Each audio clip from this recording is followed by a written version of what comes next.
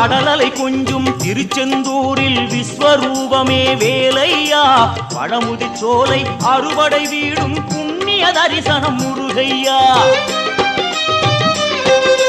திருநீர் அணிந்து வரும் போது நெஞ்சில் நிம்மதி பிறக்குது கந்தையா முகனே சிவனார் மகனே உன்னை பாட பாட சுகமாகுதையா வேல் முருகா அரோகரா அரோகரா வேல் முருகா